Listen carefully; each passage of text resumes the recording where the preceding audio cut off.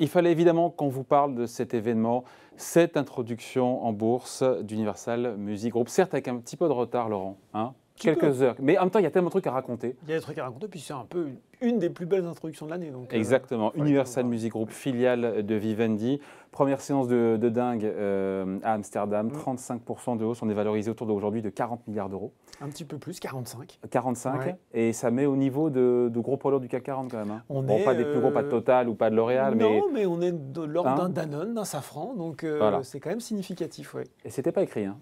Et c'était pas écrit, David. Et oui, et c'est vraiment la preuve, cette introduction, qu'il ne faut pas insulter l'avenir. Parce que souvenez-vous, au début des années 2000, après des années florissantes, eh bien, patatras, tout s'effondre, les ventes de disques, de CD à pic du nez. Et puis, les majors découvrent horrifiés Internet, Le piratage. Peer-to-peer, le piratage numérique à grande échelle.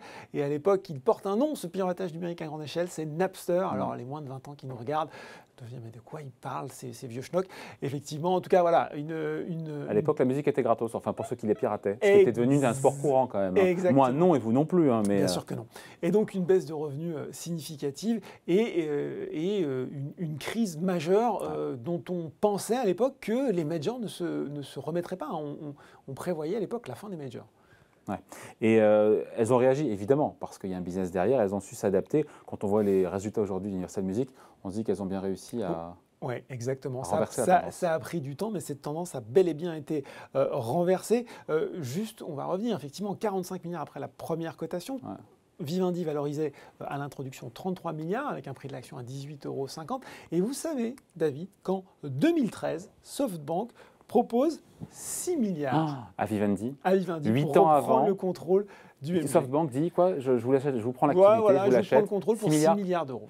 Donc, bien leur en a pris de... Exactement. De et quand on regarde effectivement aujourd'hui en termes de résultats de chiffre d'affaires, on a un chiffre d'affaires qui a augmenté 3,8% en 2020 à 7,4 milliards d'euros. C'était un bond de 18,8% l'exercice précédent. Alors vous allez me dire, bah oui, ça se tasse, c'est vrai, mais on sort d'une année Covid, on attend un redémarrage de la croissance de cette année à deux chiffres, plus de 10% du chiffre d'affaires, accompagné d'une progression de 20%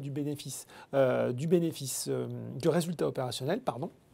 Il faut savoir que UMG, il est numéro 1 du secteur devant Sony et Warner et qu'il représentait l'essentiel des bénéfices de Vivendi, sa maison mère, son ancienne maison mère, au premier semestre. Et bien oui, parce que qu'est-ce qui s'est passé? On est passé de Napster à Spotify. L'essor incroyable des plateformes en streaming. Avec un abonnement. Avec un abonnement, puisque là c'est payant, effectivement, on redonnait une seconde jeunesse dont profite à plein. Aujourd'hui, il faut savoir que le streaming, c'est 62% des revenus de la musique dans le monde, et c'est 3,8 milliards d'euros de recettes pour UMG en 2020, en hausse de 15%. Au départ, c'était pas d'abonnement. Hein. Au départ, il fallait payer titre par titre. Hein. Exactement. Le modèle s'est cherché, mais le modèle a fini par se trouver. Ouais. Les atouts du UMG, d'Universal Music Group, alors qu'on pensait que les majors, pour le coup, étaient ringardisés et largement dépassés. Hein. Eh bien, David, c'est le catalogue 5 étoiles. Catalogue, c'est tous ces morceaux, tous ces titres qui ont plus de 3 ans, tous ces morceaux que vous écoutez quand vous faites votre jogging. Hein, allez, ABBA, les Beatles, James Brown, Marvin Gaye, Bob Marley, Amy Winehouse, Elton John, j'en passe, et les meilleurs, Paul McCartney. Allez, The Weeknd, il y a aussi des trucs un petit peu plus, modernes. Eminem. Donc voilà, un catalogue incroyable qui fait aussi, justement, c'est aussi une...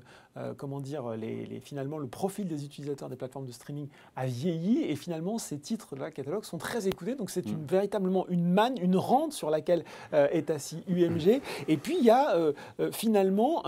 un vrai pouvoir de négociation, on l'a vu avec les plateformes de streaming, grâce à ce catalogue, et puis une présence internationale, des parts de marché importantes qui font que finalement, pour lancer un artiste international, il n'y a pas grand-chose de mieux qu'une major encore aujourd'hui. Ça, c'est la deuxième chose, à tel point que finalement, JP Morgan se dit que un UMG à 54 milliards, ce ne serait pas aberrant, ce qui nous donne encore un beau potentiel de hausse. On parle de la fille qui rit, mais il y a la maman qui pleure. La maman, c'est Vivendi. Oui. Et donc voilà, Vivendi, qui est le jour de l'introduction en bourse de sa fille, logiquement abaissé. Pourquoi logiquement? Parce que déjà, il y a un détachement, effectivement. Il y a une partie de l'actif qui est détachée au travers de cette distribution d'actions. Il y a des dividendes qui ne remonteront plus, donc ça, c'est assez logique. Ça, c'est un ajustement mécanique. Et puis, qu'est-ce qui va nous rester à la fin, en fait? C'est ça qui est intéressant côté Vivendi, parce qu'on voit bien un petit peu la cohérence d'Universal Music Group. Donc, le groupe a distribué à 60% du capital de sa filiale à ses actionnaires. Finalement, UMG maintenant détenu à 20% par Tencent, le groupe chinois. On a 18% allez, pour faire simple, par Vincent Bolloré, par différentes La sociétés Galaxie familiales. Bolloré. La Galaxie Bolloré, 10% par le milliardaire américain Bill Ackman et 3,28% par Société Générale. Bien sûr, il reste 10,12-13% pour Vivendi. Voilà, le reste, c'est du flottant. Mais qu'est-ce qui va rester de Vivendi d'un point de vue business après cette introduction en bourse d'Universal Music? Eh bien, c'est ça la vraie question. Qu'est-ce qu'il reste de Vivendi? Canal+.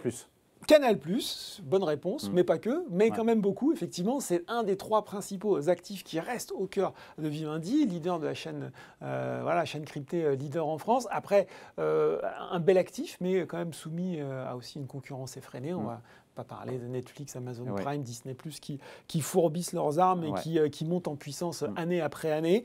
À côté de ça, on a Editis dans l'édition, acteur là aussi important, mais plutôt franco-français. Et puis on a Havas, très bel acteur dans la publicité, mais on est à peu près au 6e rang mondial, 2,3 milliards d'euros de chiffre d'affaires. Donc on a finalement cet ensemble et qui représente à peu près un tiers du nouveau Vivendi, qui va peser à peu près 20 milliards. Donc on voit aussi la cure d'amaigrissement. Et puis à côté de ça, on a finalement des participations qui restent. On a les 10% dans UMG, des participations qui sont minoritaires dans Telecom Italia, Mediaset, Lagardère. Et pour les analyses d'Alpha Value, finalement, de prime abord comme ça, c'est pas forcément super enthousiasmant.